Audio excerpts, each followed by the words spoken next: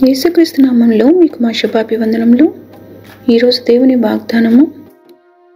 యేసు వారిని చూచి, ఇది మనుషులకు అసాధ్యమే కానీ దేవునికి అసాధ్యము కాదు, దేవునికి సమస్తమును సాధ్యమే అనెను.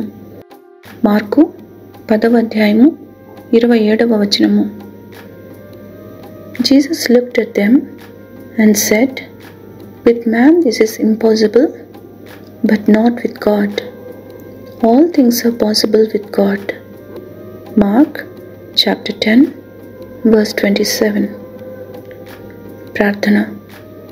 ప్రేమగల తండ్రి, మిమ్మల్ని ఆశ్రయించు వారిని మీరు విడిచిపెట్టేవారు కాదని, నమ్ముకొనదగిన సహాయకుడవని మీకు మా వందనాలు.